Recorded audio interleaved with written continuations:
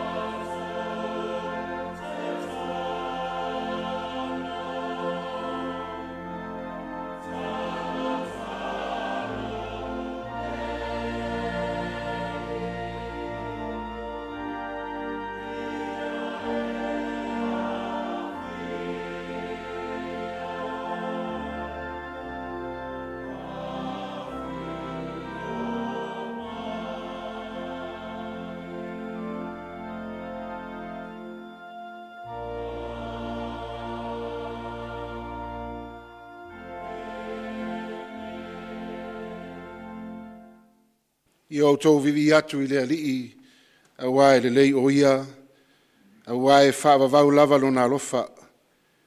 Vi atu o tō I le atua o atua, a wae whaavavau lava lona alofa. Vi atu o tō I le alii o alii, a wae whaavavau lava lona alofa, si o tātou te talo, mo le anganga pa ia. E whaavavau lava lo alofa, Awa loa lofa mai le vavau e o lava I le whaavavau. Le mafuanga leo lo mātou rufale lo malu malu nei tai au. Awa e wha mauni lo lofa I o mātou tangata. Awa mātou mai fo e osi le taulanga. Ma si atu rivi inga ma le whaani tanga I la ua fio. Ai pa ngā lava lea ngau I mātou I le ola whaale anganga. O lea mātou te mua I wala watu I la ua fio lea tuol tama, a fio mai. A fio mai oe lo mātou wa tue ala lo lava ngang pa ia. Ia maurunga lava se vi inga mo oe e ala le nei Sauniga. O le mātou te talo lea, e ala tu ia Yesu ke viso lo mātou ali, ma lo mātou whao le totas. Amen. O le vi inga o le atua o Sauniga o le atatou pepese ai.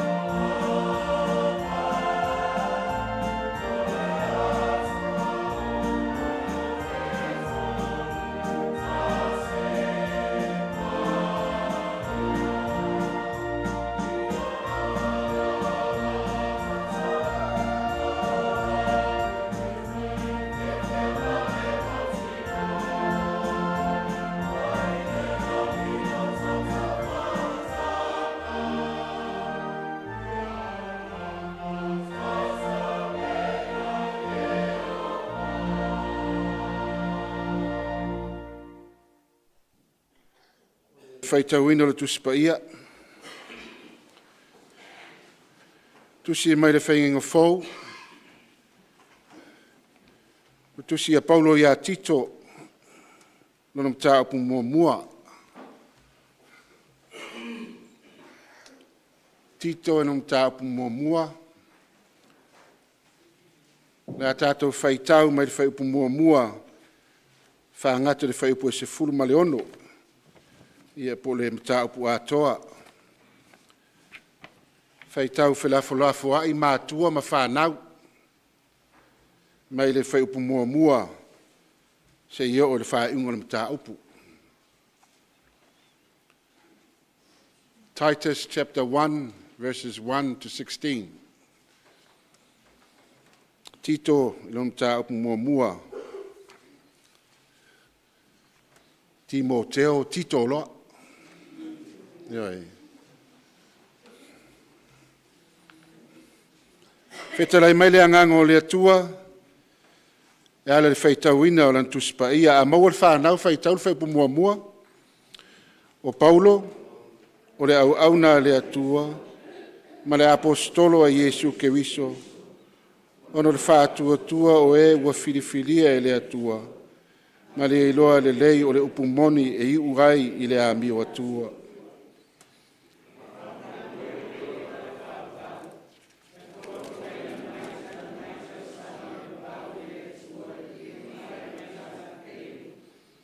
A ua whaalia mai lana lava a fionga i ona po e te tau ai i le tala inga. Tuina mai a te au. E tusa ma le poloa inga a le atua lo tātou whaola.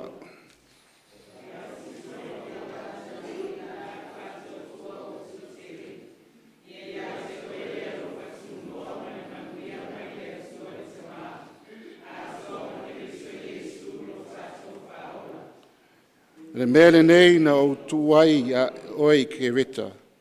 Ina ie whaatonu ina mea ua tutoe. Ma ie tō fia toe ina i lea ai ma lea ai. Whapei ona o whai atu ai a te oi.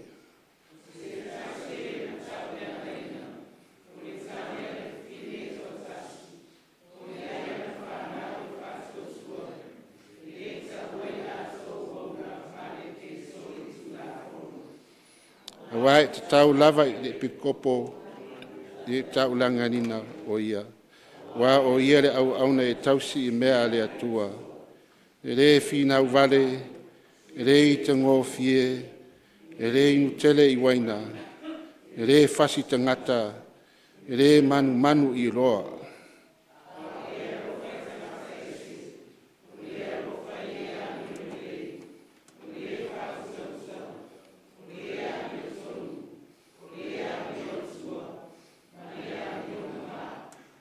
O re ta au fi mau i le upomoni, whapei o nā o ina o ia, ina ia mawhaia e ia o nā popo i atu i la onga e o lai, ma o i atu i e fi nau mai.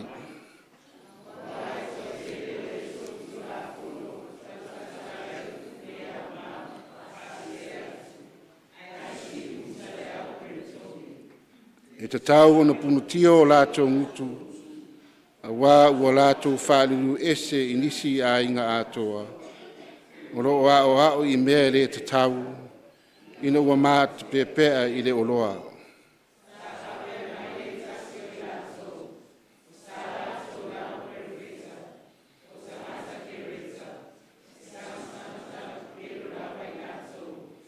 Manu whea le ana. Le mori mau moni lava lea, ona mea lea ia ai, ona ia o ai atu, ia ia te i lātou. Ina ia lātou wha maoni i le whātua. Awa ne i tā ofi i tala o le vavau wha i utaia. Le polo a inga tangata o e li liu ese i liu.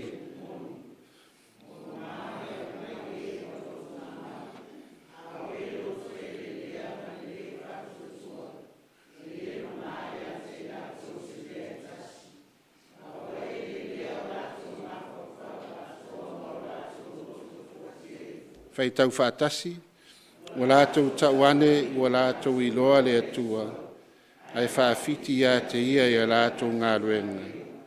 o inosia i lātou mo whaalongo tā lātou te re whaamaoni foi i se ngā ruenga le lei e tas.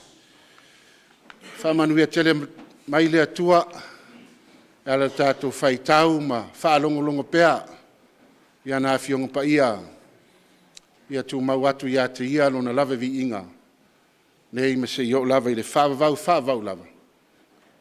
Amen.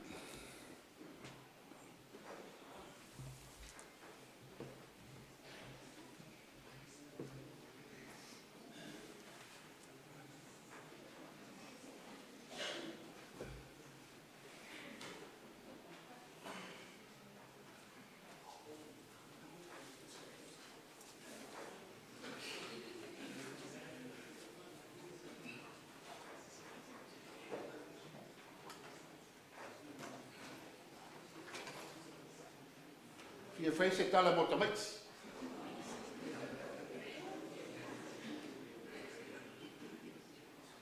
O le tala o whaasoa whaapea na whai tato kore lima whaapea te si lunga tamaiti po le te tamoto tene takapi. Si lunga tino. Ia. Te Wainuiomata. Ratu na te talo.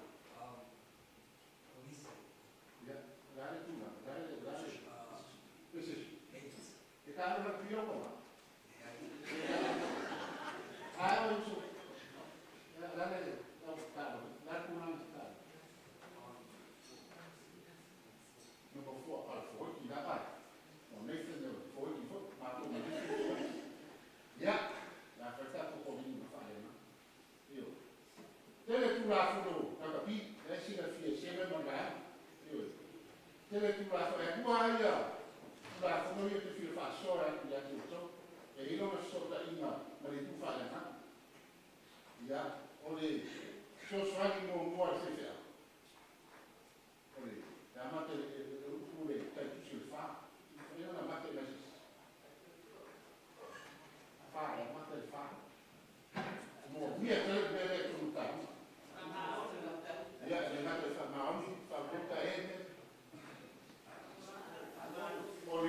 focus.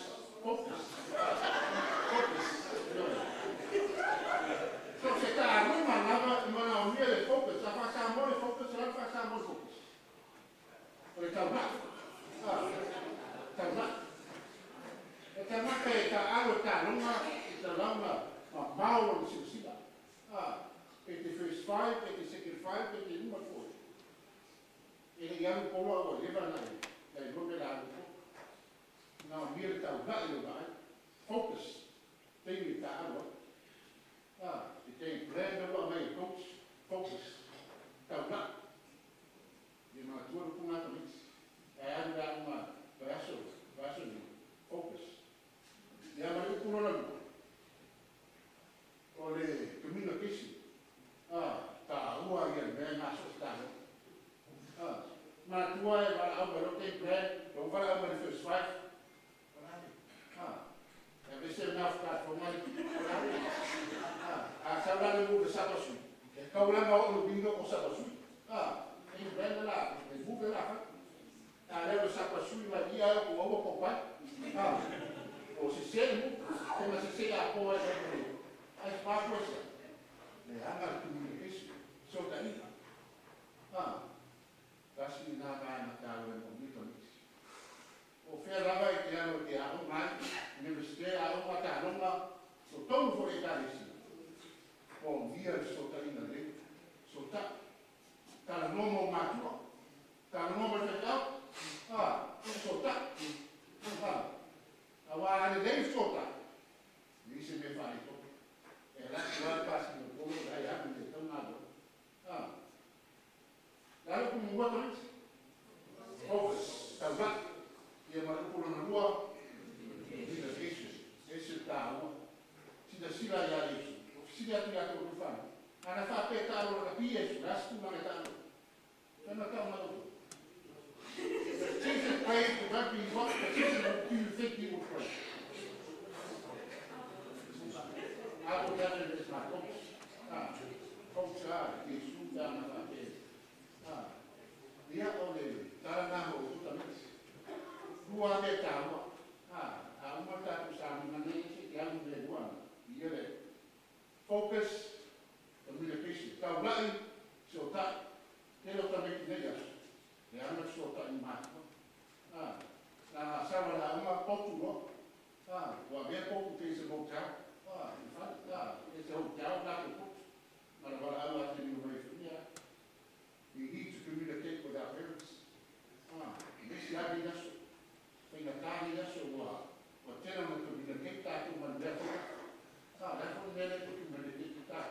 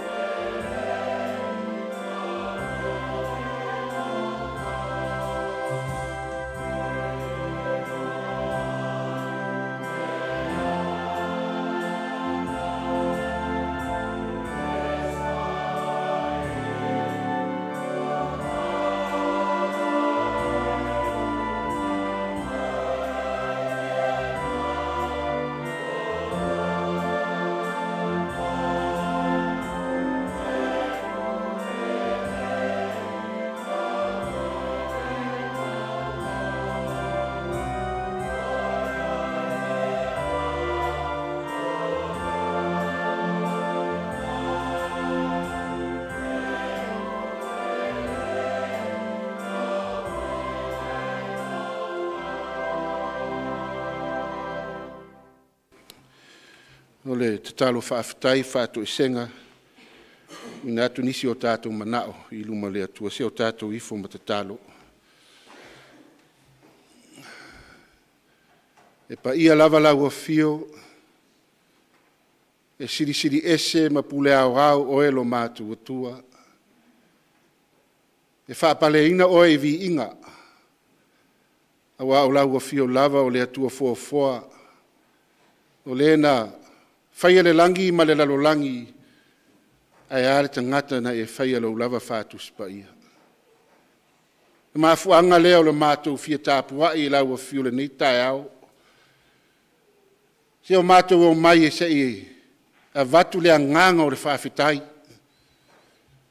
Vi atu o mātou loto i lau a fio. Awa ua tele na walo o lofa ma lo wanga le lei o mātou tangata. Wa mau mali atu le nawa yaso e whi au matiute sa whi ngai malau e kale sia. Ai whawhitai i le nei yaso lo waspa ia. O le aso sa e ulu fale ai o tangata whātua tua i lau malu. Se i o mātou whawhitaia lau a fio. Ma mātou whaalongo i lau whetalai mai. A o mai a te i mātou. A o mātou fōlau i le nei lalolangi. I ia o elo mātou atua. Whawhitai mātou. Wheloai. Ma sui lau e kāle sia le nei tae au. Le lātou sangi fia. Ai are tā penanga o le malu tae au. Whaalinga o tangata whātua tua e tali tonum whātua tua i lau o fio. O whai masui le kāle sia. E are wha moe le mta ngā luenga le whenga solo ai. O le au whai ngā luenga te tofi, le mta ngā luenga lau mua o te avua. Whaafitai lo mātua tua. Tau mai o o manuia lau au na toi ina. Ma le whale tua no whaalo. Ai are pa ia lasi o le nei kāre sia. A mata mai maunga te tele se yo lava i maunga iti. Whaafitai lo mātua tua e lau tau singa lofa. I so se ala. Ai mai se lo whao ngā ina o lato wola. E tau tua e lo whina ngalo. Au na awao. Tai tō lua. Au na ti a kono. E o lavai. Ti nā mata mā. Ai ale mā losi lo nuu. Ialu mwhanau ma tupulanga. Talavou. Whawhetai lo mātua tua. I ui lava lo iai nisi o lo o whaatau tolia i maota ngase o le maura malos. O nisi foi o lo o tāpua i mai i maota o tangata mātutua. I ui lava i mātou te vala. Ia e mātou te whelua i luma i lau a whio ala i talo sanga. Whaafitai lo alofa i ate i lātou. I ui foi mātou vala ma, nei o mātou mātua ma ainga. To tonu nei atu nu mātu nu mamau. Ai mātu te tari tonu malu whātua tua te leo tu lāfua ina i lātou. I ia oelo mātu atua. Tele lo lofa. Tele lo whāsoa mo i mātou le tino ai siri le anganga. O tā leni, o le poto ma le ata mai, o anga vā ese. Malo mātu walau ina i so se ala to tonu lau i kāle sia. Whaafitai. Mātou whaalongo fo i awa whiong pa ia. Whaafitai no mātou atua. Ia mai se lava. Le anganga o lau a whio le anganga pa ia. So swani lo mātou vai ma lo mātou whatau wa. Ai si lo mātou anganga whaafitai. Le whaola tanga ne sauni ala ia Jesu ke wiso. Ia fo i atu le vi inga. Ia te olo mātou atua. Pangale ai. E ati lau sila whanga pa ia i o mātou loto. O au na lea o ngā i mātou le vā malau a whio. Tele o mātou whale tonu, me o mātou wanga sala aile, le ngata le vā ma isi tangata, a mai se lava le vā malau a whio. Ue le whai o mātou tiute o mātou e vā manai o mātou whanau. Le foi se ustai a mātou le whanau i o mātou mātua. A ale matau i lau a whio.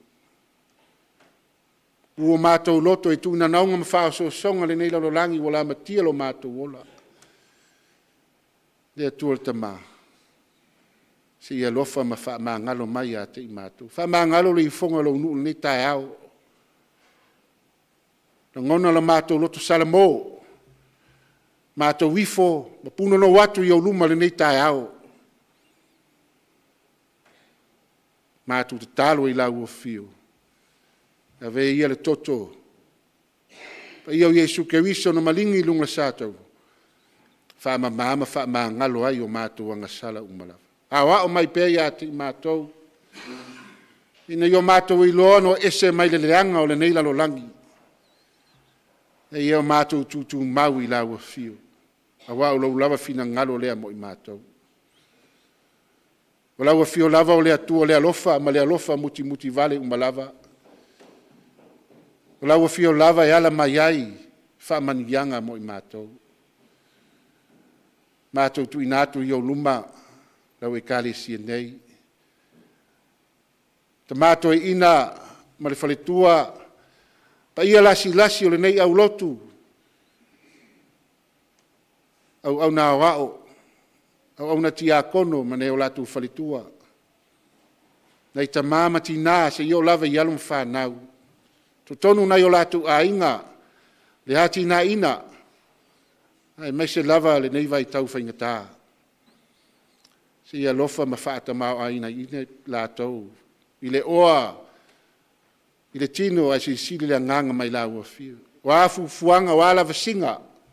Wa afa moenga to tonu nei o lātou a inga, ai ale kare si nei. Tau tai oe lo mātou atua. E manuia ai o lātou whaiva. Mana tua foi lātou lo whātau tolia, le maua le malosi. Tui loa pēi lātou le mana wha malo lo la ua fio. Nai ta māma tai te tinau le mawhai o na awai. Ma futa mai tāpua inga. E mātou te la ngona pēa le pai mai o lātou talo sanga. Si e lofa ma whaafua loa pēa le soifua. I le tino a siri le anganga. Wha manuia i alum whanau, tupulanga tala vau. Whia ngai ai maa onga, mai se fore sauni atu mo lātou suenga. Ia maua e lātou le loto tau wivi ma le whiri ngā. Na wāse lu manuia o ainga nu malau e kāre sia. Ia ngale leila ua fio. I la lātai tasi o le nei au lotu. Ia i lātou o avea ma. Whao ruanga o la lātai tasi. Mai se lava i lātou o whao mau popo. Au whaipese au talavou. Ta mātina. Ia o lava i tupulanga talavou. Ia maua i lātou le. Ngā lulu e fia ma le whialo whani. E tau tua lo fina ngalo e ale le kāre sia. Fawai le tā leni le vasenga la ua safo. Ua le whaatino ino le ngā luenga i lea vai aso ma lea vai aso e lea whai ngofie. Mana tua foi, ma lea lofa, si o mātu atu nupele i Samoa. Na i o mātu a inga mātua, i o lava i whanau. Anga le leila ua fio lea tu ta mā. A o mātu tāpuai uma i la ua fio le nei aso lo wasu pa ia. Mātou sauni e whaalongo longo i lau whetalai mai mo i mātou. Te tala lo mātou whaalongo. Whetalai lea ngango la ua fio i ala lau au na whātau wa. Mātou o mali fia le nei vai aso. Ia o ngā lo mātou wola. E maua ini a nganga se tere mo oelo mātou atua. Io nisi o mātou te talo. Whaatasi ma te talo leo te ngata lava ia. O mātou wofo inatu ina ia. Whai e pēlo lava fina ngalo. Ai aua lava o mātou loto. Ai mātou te fia te talo pēle te talo na ea o mai. Lo mātou te mai o le langi. Ia pa ia lo suafa. O mai lo mālo. Whai a lo fina ngalo lalo langi. Pei ona whai le langi. E fwa e mai a te i mātou le aso nei a mātou mea tau male aso. Wha mā ngalo i a te i mātou na sara. Mātou fo i na mātou wha mā ngalo nātu i e langa mai a te i mātou. Aua fo'i teitaina i mātou i whaososonga. A ia la rea ia i mātou ai le reanga. Wai o mālo marimana. A toa marivi inga e whaavaula. Amen. Tātou pese i le atua, le pese se lau lua sifu mo le fitu. Māwina i le tātou fua.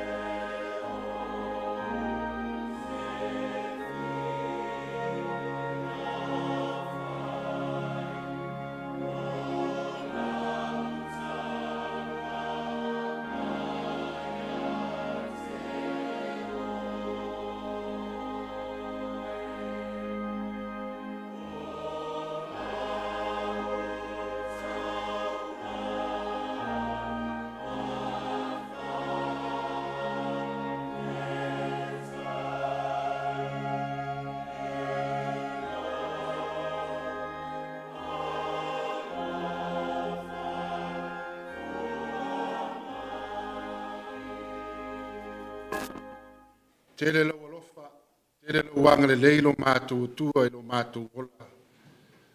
Au le asa mātou tali atu.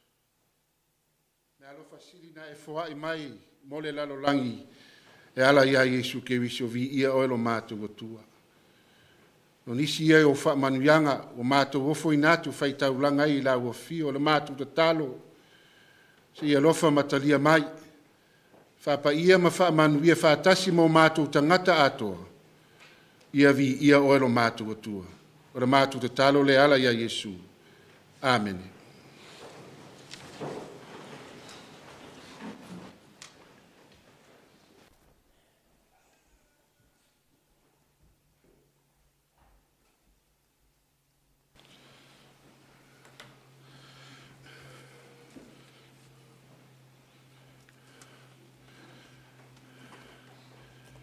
Mwai whatalofa ma whawhiroe atu i le Sauniga mamalu. Pa ia lasi o le kalisi malosi nei porua. Sua le sunga toe ina, ia vaila au ma le whalitua. Sui sunga ia wao ma o lato whalitua. E whape foi poutu utoa le kalisia ia whiunga tiakono tina. Ia mai se foi le lasi o tamama tina mātutua. Se iau lava in malosi le nu, i alum whanau ma tupulanga talavou. Whatalofa atu ma ofalofa atu le swafa manu malo Yesu Keriso le au le kalesia. Ia o le whaalua nea ua mai le tō malu. O si le mātou whengainga i Wainui i le tausanga lua o tasi o. A leo le lua o tasi lua po le lua o tasi tolu. Ia, te manatua lava wa sa o taitai ala e lala mai ia Martin Mariota le ua lungai. Me lo i eile au malosi le blues. Ia whaftai le alofo le atua Lotu sulfua ngāru lue. Maua ni awa noa wha auo. Ia e tātou te mafuta ala tāpua inga. Ia mai se foi le wha moe le mtanga luenga lau mua o te avoa wha ngā solo ai. O lau whai ngā luenga tofi. O le launga swafa mamalu le atua te male alo ma le anganga pa ia. Amene. O le mele neina o tuai oi ke reta. Ina ie whaatonu ina mea wata toe. Ma ie tō fiato ina i lea ai ma lea ai. Whapea ona o whai atu ai a te oi. O se tasi e le matau le angaina. O le tane le whiwhine e tō tasi. O iei ana whanau e whaatuatua e le ta ua i la tō ua ula vale pe soli i tū la whono. A wā te tau lawe le pukopo o na le matau le angaina o ia. A wā o ia le au auna e tausi i mea le atua. E le whinau vale, e le ita ngofie, e le inu tele i waina, e le whasi tangata, e le manu i o loa, a o le whautauta, o le ami o tonu, o le ami o atua, ma le ami o mamaa. O le tauwhi mauri upomoni, whapeo na o ina o ia, ina ia mawhaia e ia o na apoapo i atu i le aonga e olai, ma o e atu i e whinau mai. Le whai upo lima se i o le whai upo iwa al tātou matua, le nā, tu sei ma le whasinonga tu se whaita waso neas, sa tu se a Paulo i a Tito. I left you behind in Crete for this reason, that you should put in order what remained to be done, and should appoint elders in every town, as I directed you. Someone who is blameless, married only once, whose children are believers, not accused of debauchery, and not rebellious. For a bishop, as God's steward, must be blameless. He must not be arrogant or quick-tempered, or addicted to wine, or violent, or greedy for gain. But he must be hospitable, a lover of goodness, prudent, upright, devout, and self-controlled. He must have a firm grasp of the word that is trustworthy, in accordance with the teaching, so that he may be able both to preach with sound doctrine and to refute those who contradict it.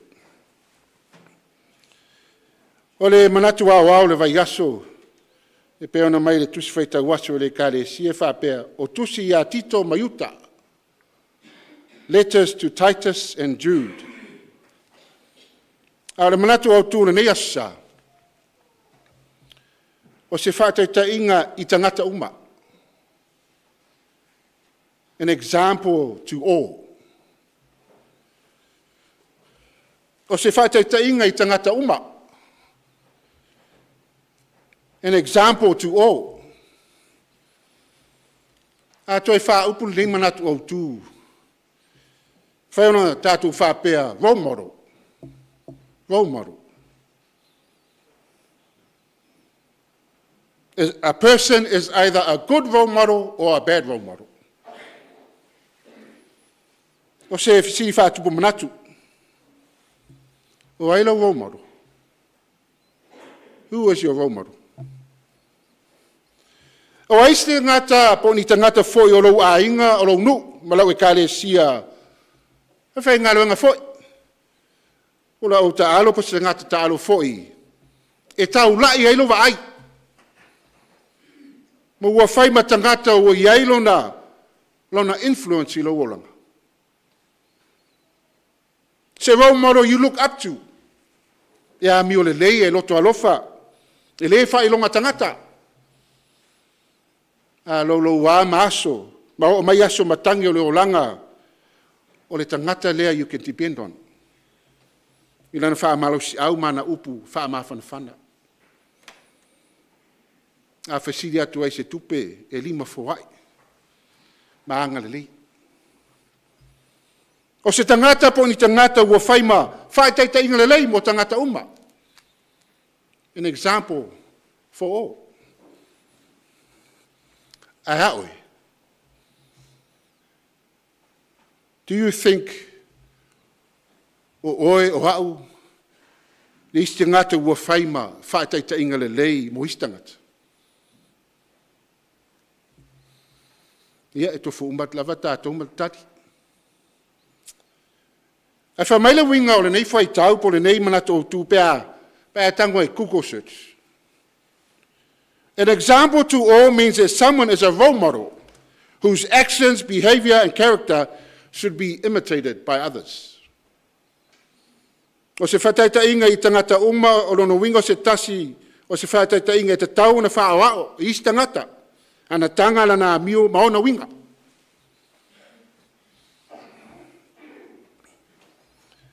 Ala ase winga mali tuspa ia.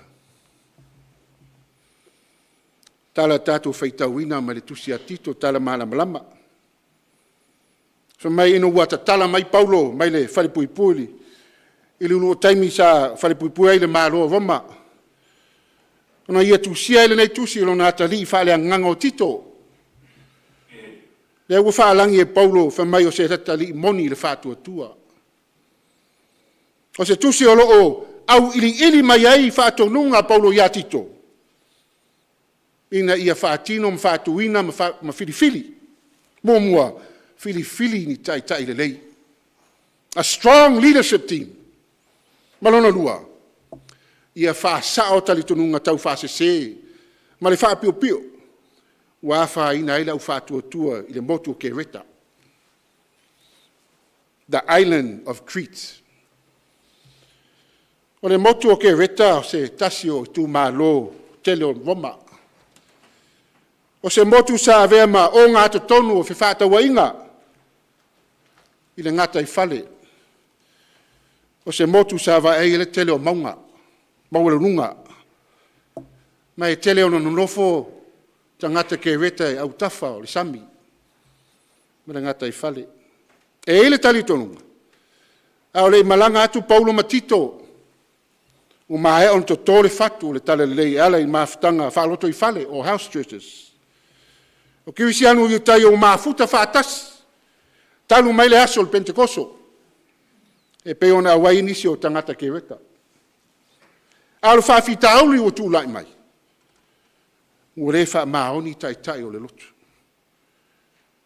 O le wha maoni ai foi matangata o le au kirisianu. O le wha naunau o le apostolo Paulo Motito ia toi wha marosi le tala le leia Yesu.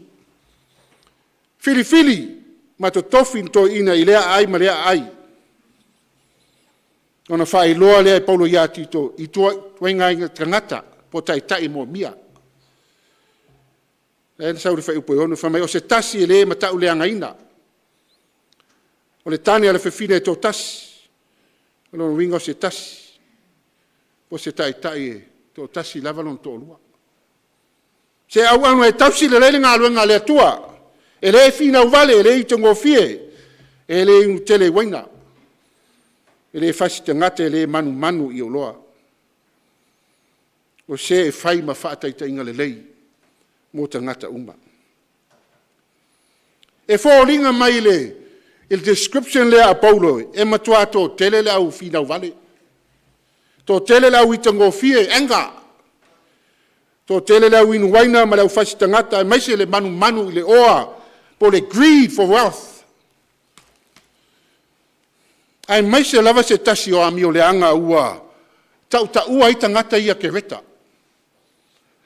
Tangata le motu leo ke reta. O lea, o siri mo tātou tupu la ngata levo, o lea tu la fono iwa.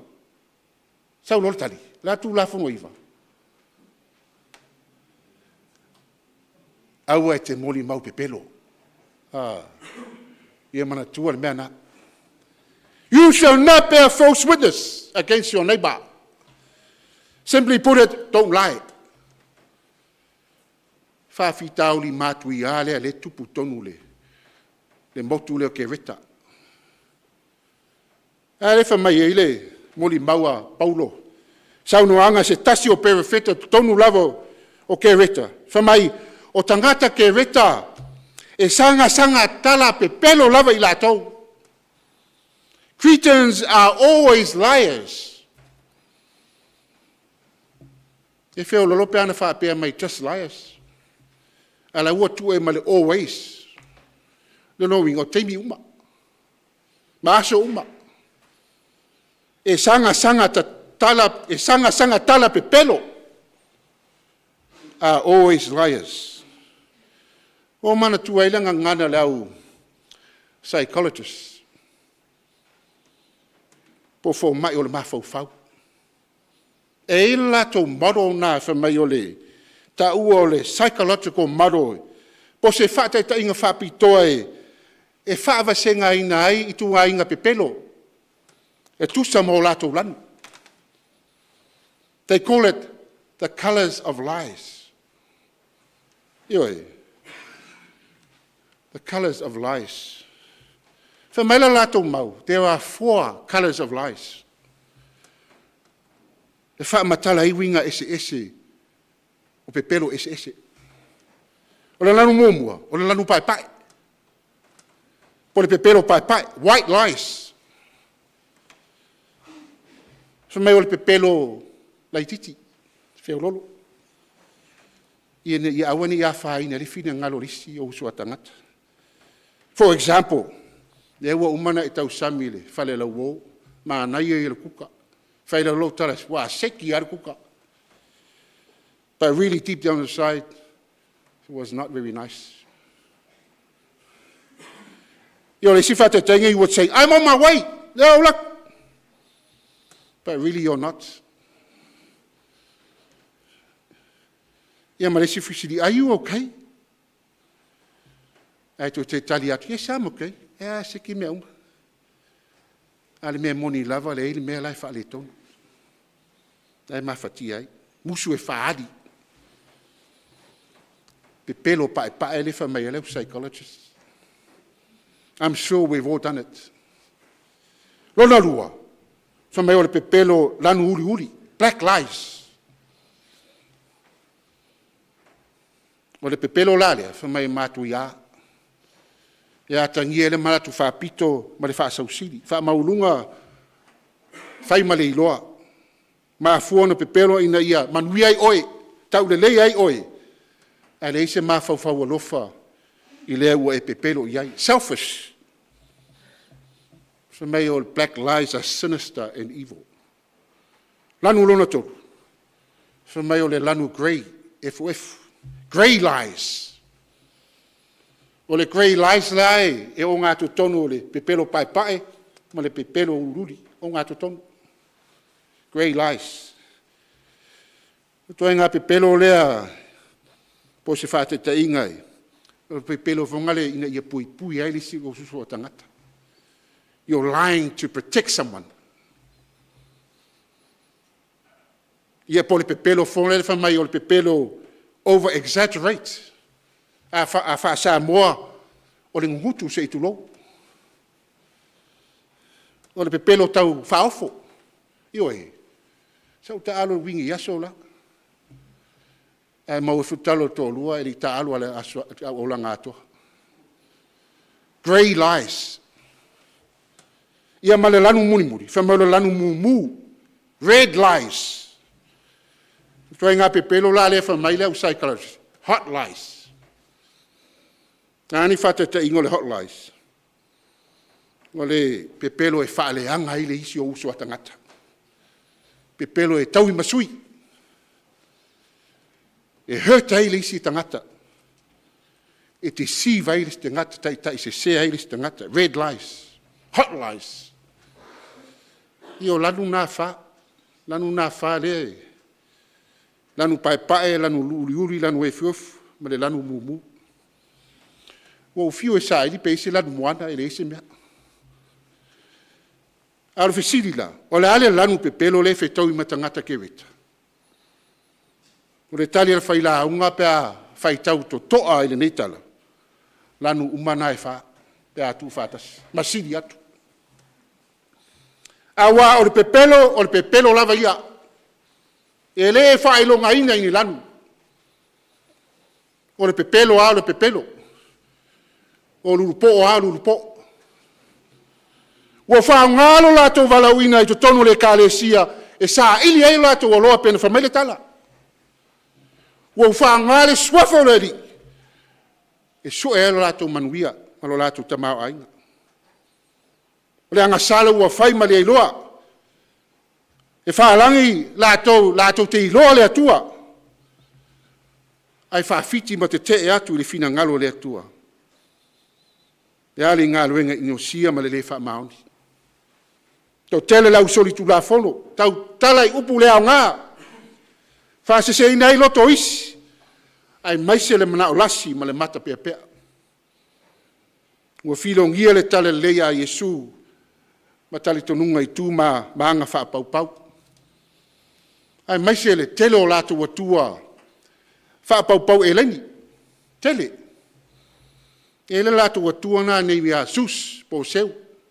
The Greek god named Zeus. Ia mana tua tasi le atu la fono. Na mai e le atu malona nu. Awane i whai mo oe ni atua ese o luma. Ala mea nā le tupu. O pei fōlinga mai, my God is bigger than your God. E maua lunga ma marosi lo atua. Whape nā. E tofu mātua. O tau vāpo wai e mālosi le atua. A le atua tōtasi. O whātua tua na i le atua na whaia mea uma. A o lātu atua i tua whāpau pau. E le eni ola. E le tioti mai paulo. Tito! Sa ili ma filifili loa ni taitai. A vese taitai na e le wha maoni. Filifili taitai, whaini wha taitai inga lei mō tangata. Taitai wha maoni. Taitai wha ola nganga. E leo le wha fiti le fina ngalo le atua. Ma ia wha sao tati tonunga, tau wha se se. Ua mālua ai le wha tuatua. Wha ali le mea moni. Ia ti neia le tautala pepelo. Ma le wha ole i lumo le atua. A ia wha maoni. I o wha tasi le tautala ma le ngalue. A wālo si le whanga le atua. Ka le sia ma le ainga o le atua le nei tae. O le wha au nao le tala le lei. Tala le lei a Yesu ke viso. Ua wha manatu maile manatu au tua le nei aso sao se whawhang fo i fo tātou. E vei tātou ma wha taita inga le lei. E a mata tonu o tātou a inga. A mata i ate oe, a mata fo i ate au. To tonu o tātou a inga. To tonu fo i le kāresia. We must strive to be good examples, good role models for the sake of the gospel. Po anga aluenga le lei, olo e whaia mawhaatino e tusa malo walauina vi ia le atua. Ia vei tātou e whai mawhaitaita inga le lei moisi, ai siri siri, ina ia vi ia le atua. Po ua, wha maa lole faulau, wha maa lole ngā rurue, wha maa lolo tau sa ili maa lo, maa lolo tau tausi le toi ina, o le whale tua ma nofu alo le pūlenga, Wellington ing mātū, a ale matanga luenga.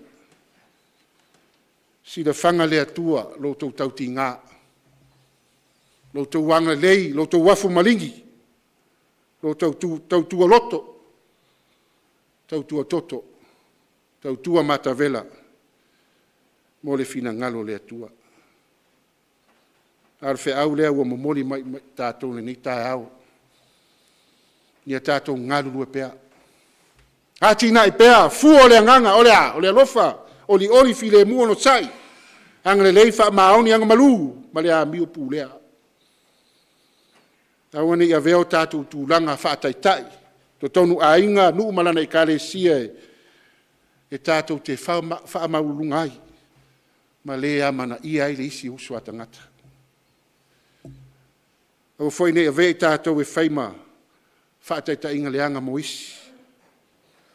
Ai e whai tātou ma taitai o le upomoni e ala ia Yesu Keriso. Ia tātou manatua. E tātou te fiua e pepelo. E ati alisi de whanga le atua i o tātou lotu. Awa upo le tusi. E le pelongia le atua. Tupulanga talavou. We can become Christian role models by actively living out our faith through positive actions and attitudes, such as demonstrating kindness, patience, and humility, while also serving the church, our families, and our communities, and engaging with God through prayer, scripture reading, and fellowship. Being a role model is about being maongi, reflecting Christ-like character in speech and conduct, and being authentic, being yourself, being a good example for Moisi whanau matupulanga talavou, and sharing your beliefs and your faith with others. Ia tō mana tua tupulanga talavou, respect, whaaloalo, i o tō mātua, na i o tō matau i le atua. Pale amatanga na o mea le uma. Yesu Keriso, the ultimate role model.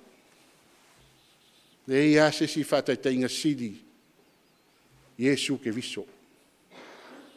Ia fio tu mau Yesu Keriso i lo loto ma lo fo i loto. Ona manuia la ia, tātou fulaunga li nei lalolangi. A fio mai le lalolangi mwhaatino lana ngā luenga malona tamā. Hustai whalongo, ma tau i lona tamā, le lava na o le sātau. E iu lava le, whaatau wemu o tangata, ai sa halu lava ma le loto maulalo. Aia, ma liu ma toi soi fua manu malo, ma le oti ma tungu mau, sa uni lo tā ala i malo. Malo e whaavavau. E whakasapo rua, o le tatalo nā le whailaunga, o lo kālesia, a wholau atu le whaunga ne tau sanga, ni wholau ma le langi mamā, me o tau sava vali ma Yesu Keriso, o le tau tai siri ma le whaetai inga siri, mo oe mā, ia manui o tau whaiva, ai mai se lo tau mafutanga ma le sunga to ina malona whale tua wa tele tau sanga o tau mafuta. Ia mawalunga lava se vi inga mo le atua. E ala tau mafutanga. Ia manuia o tau, whanau, manuia foi lau tāpua i maota malawa. O lo whaafonga mai. Anga le leile atua. Ma ia o tau maua le malosi tino. Ai siri le ngang. Ia manuia o no Yesu. Shalom ma amene.